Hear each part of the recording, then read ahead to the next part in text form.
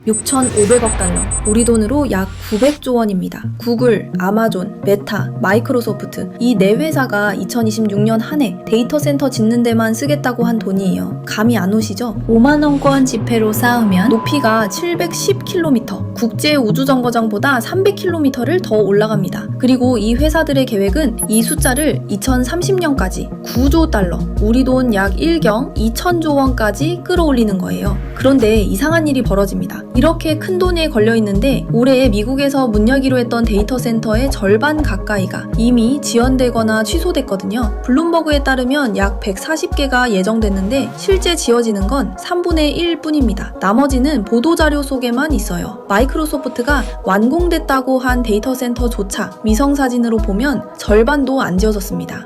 게다가 사람들은 데이터 센터를 싫어해요. 저주파 소음, 오염된 물, 치솟는 전기료까지. 정작 그 비용을 치르는 건 주주도, 세금 감면받는 기업도 아니고 그 옆에 사는 평범한 사람들이거든요. 그래서 질문이 생깁니다. 세계가 AI 인프라에 이만한 돈을 쏟는데 어떻게 그 인프라 자체가 지어지기도 전에 무너지고 있는 걸까요? 그리고 이게 많은 사람이 예견해온 그 신호일까요? 거품 말입니다. 그런데 한 가지 더, 이 이야기 강 건너 불구경이 아니에요. 이 거품이 부풀수록 그리고 터질 때 전 세계에서 가장 크게 흔들린 나라 중 하나가 한국이거든요. 왜인지는 이야기를 따라오시면 분명해집니다. 한번 보시죠. 2022년 말 챗 GPT가 터지면서 AI를 돌릴 바닥, 데이터 센터를 짓는 경쟁이 광란에 가까워집니다. 데이터 센터는 순식간에 지구상 가장 뜨거운 자산이 됐어요. 규모를 볼까요? 작년 미국 GDP 성장의 92%가 데이터 센터 지출에서 나왔다는 추정이 있습니다. AI 인프라를 빼면 경제는 0.1%밖에 안 자랐다는 거예요. 주식시장만 천장을 뚫고 현실 경기는 싸늘했던 이유죠. 분위기가 어느 정도였냐면 신발 회사 올버즈가 데이터 센터 장비 임대로 간다고 하자 주가가 580% 뛰었습니다. 말이 안 되는데도요. 논리는 단순했어요. AI는 컴퓨팅 파워를 줄수록 똑똑해진다. 그건 데이터 센터에서 나온다. 그러니 빨리 많이 짓자. 그래서 미국 AI 데이터 센터는 10년 전 0개에서 지금 4,000에서 5,000개가 넘습니다. 이 속도가 얼마나 비정상이냐면 지난 6년간 여기 들어간 돈이 2차 대전 후 유럽을 재건한 마셜 플랜, 원자폭탄의 맨해튼 프로젝트, 아폴로 달 탐사, 국제 우주정거장 건설비를 다 합친 것보다 많아요. 1,200억 달러를 더 쓰고도요. 아직 어떻게 돈 벌지도 확실치 않은 사업의 말입니다. 각 주는 레드카펫을 깔았습니다. 세금 감면이 데이터 센터를 더 매력적으로 만들었거든요. 텍사스는 스타게이트 프로젝트 하나에 1조 원 넘는 혜택을 줬고 버지니아의 데이터 센터 골목은 1년 만에 1조 원 가까운 세금 혜택을 받았어요. 약속은 거창했습니다. 수천 개 일자리, 새로운 디지털 산업혁명, 19세기 철도붐에 비유하는 분석가도 있었죠.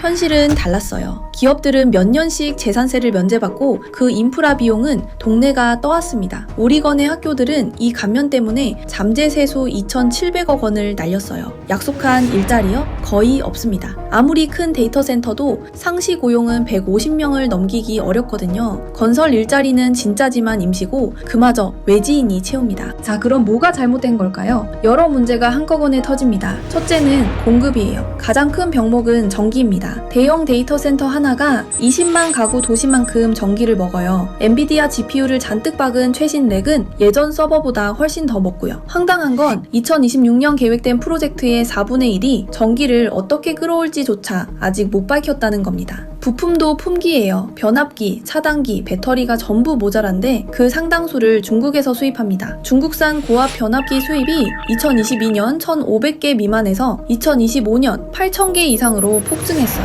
그런데 미중 갈등과 관세로 이 공급망이 흔들립니다. 한 분석가 말처럼 공급망의 한 조각만 늦어도 프로젝트 전체가 멈춰요. 심지어 사람도 부족해서 메타는 광케이블 기술자를 무료로 교육까지 시키고 있습니다. 그래서 마이크로소프트는 2023년 이후 착공한 데이터 센터 중 완공된 게 하나도 없다는 분석이 나와요. 둘째는 데이터 센터가 동네에 들어섰을 때의 진짜 비용입니다. 메타가 루이지애나에 짓는 시설은 맨해튼의 5분의 1 크기에 런던 전체에 맞먹는 전기를 씁니다. 그런데 고용은 1명에서 500명 수준이에요. 동네 월마트 하나 수준의 일자리를 위해 되돌릴 수 없는 농지를 통째로 갈아엎는 거죠. 물도 문제입니다. 유엔은 2030년이면 데이터 센터가 13억 명이 쓸 만큼의 만큼의 물을 소비할 거라고 봐요. 냉각수에 들어가는 화학물질이 수돗물을 오염시킨다는 우려도 큽니다. 소음은요, 냉각장치의 저주파 웅웅거림이 벽을 타고 잠을 깨웁니다. 어떤 주민은 방음에 2억 7천만 원을 쓰고도 못 벗어났어요. 그리고 전기료, 조지아주는 데이터 센터 수요로 2023년부터 2025년까지 전기료를 6번 올렸습니다. 24%가 뛰었어요. 같은 기간 그 동네 월급이 6배 올랐을 리 없죠. 오리건은 50%가 올랐고 한 달 전기요금으로 110만 원 고지서를 받은 사람도 나옵니다. 전기료가 집 대출금의 절반이라는 거예요. 그리고 세 번째,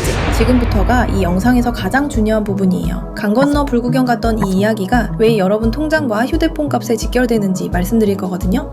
이 채널은 뉴스 한 줄 뒤에 숨은 진짜 맥락을 끝까지 팝니다. 구독 눌러두고 같이 보시죠.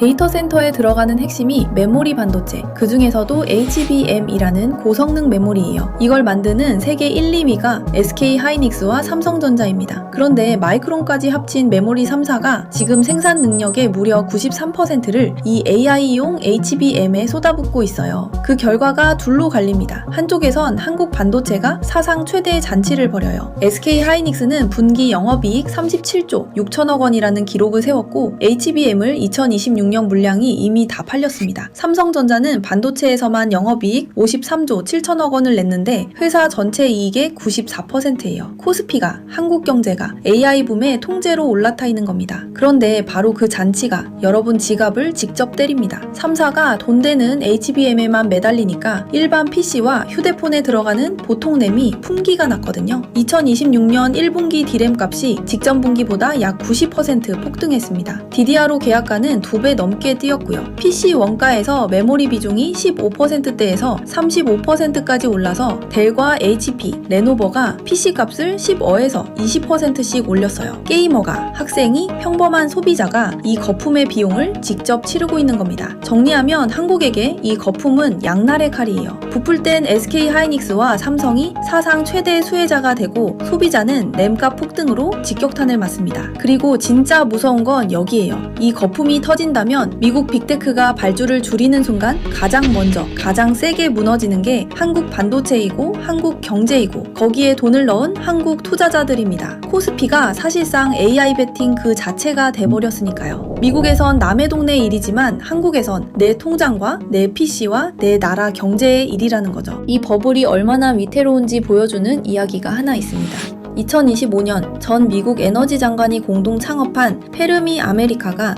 트럼프 대통령의 이름을 붙인 17기가와트짜리 초대형 데이터 센터를 발표했어요. 역대 가장 야심찬 프로젝트 중 하나였습니다. 그런데 1년도 안 돼 CEO가 사임하고 이틀 뒤 CFO도 떠나요. 임대할 고객조차 못 구했고 시가총액은 200억 달러에서 34억 달러로 쪼그라들었습니다. 떠나는 CEO는 공급망의 끝을 잘못 봤다고 인정했어요. 현직 미국 대통령 이름을 단 데이터 센터조차 첫 삽을 못 든다면 이 산업 전체가 어떤 상태인지 말해주는 셈이죠. 그럼 답이 없을까요? 다른 길은 있습니다. 중국은 바닷속에 데이터 센터를 넣어 차가운 바닷물로 식히는데 전기의 99%가 컴퓨팅에 쓰여요. 공랭식이 50%인 것과 비교하면 엄청난 효율이죠. 또 굳이 거대한 데이터 센터가 필요 없을 수도 있습니다. 성능의 80%만 내는 작은 모델을 그냥 내 기기에서 돌리면 대부분은 만족하거든요. 몇 년 뒤 웬만한 노트북이 그런 모델을 돌리면 중앙 집중식 인프라 수요는 줄어들 수도 있어요. 데이터 센터가 필요 없다는 게 아닙니다. AI 이전에도 우리 은행 계좌부터 스트리밍까지 다 돌리고 있었고 없어지지도 없어져서도 안 돼요. 질문은 지을 거냐 말 거냐가 아니라 이렇게까지 짓는 게 정말 그만한 값어치가 있느냐입니다. 그리고 한국에겐 질문이 하나 더 붙어요. 그 거대한 베팅에 우리 경제의 운명이 통째로 걸려 있는데 우리는 그걸 충분히 알고 있느냐는 거죠. 거품이 부풀 때의 환호만큼 터질 때의 충격도 우리 몫이라는 사실을요. 오늘 영상이 도움이 되셨다면 구독과 좋아요 부탁드립니다. 경제 뉴스 뒤에 숨은 진짜 맥락을 계속 깊이 있게 파서 가져오겠습니다. 시청해주셔서 감사합니다.